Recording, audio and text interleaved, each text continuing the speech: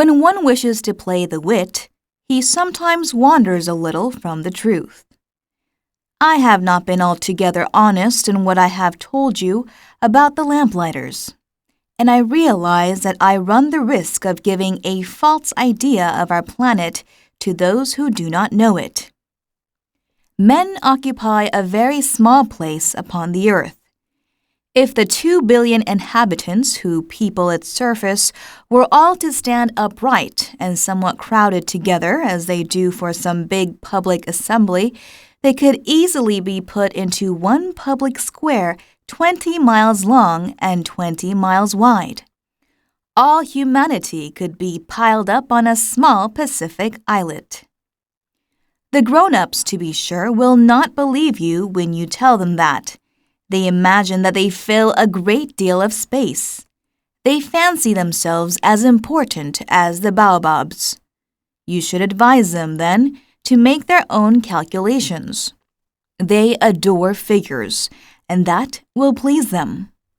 But do not waste your time on this extra task. It is unnecessary. You have, I know, confidence in me. When the little prince arrived on the earth, he was very much surprised not to see any people. He was beginning to be afraid he had come to the wrong planet, when a coil of gold, the color of the moonlight, flashed across the sand. "Good evening," said the little prince courteously. "Good evening," said the snake. "What planet is this on which I have come down?" asked the little prince. "This is the earth. This is Africa," the snake answered. "Ah, then there are no people on the earth?" "This is the desert. There are no people in the desert. The earth is large," said the snake. The little prince sat down on a stone and raised his eyes toward the sky. "I wonder," he said, "whether the stars are set alight in heaven, so that one day each of us may find his own again. Look at my planet. It is right there above us. But how far away it is." "It is beautiful," the snake said. "What has brought you here?" "I have been having some trouble with the flower," said the little prince. "Ah," said the snake, and they were both silent. "Where are the men?" The little prince at last took up the conversation again. "It is a little lonely in the desert." "It is also lonely among men," the snake said.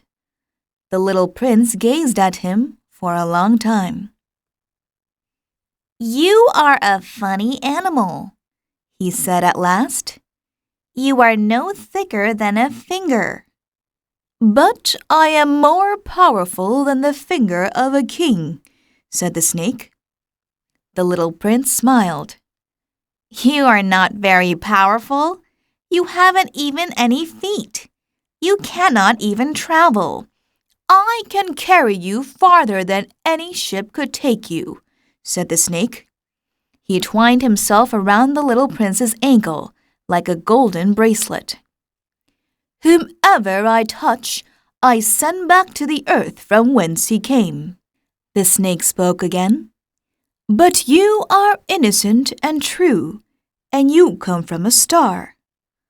The little prince made no reply. "You move me to pity. You are so weak on this earth made of granite," the snake said. "I can help you, someday, if you grow too homesick for your own planet.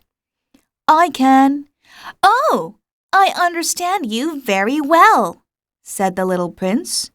"But why do you always speak in riddles?" "I solve them all," said the snake, and they were both silent.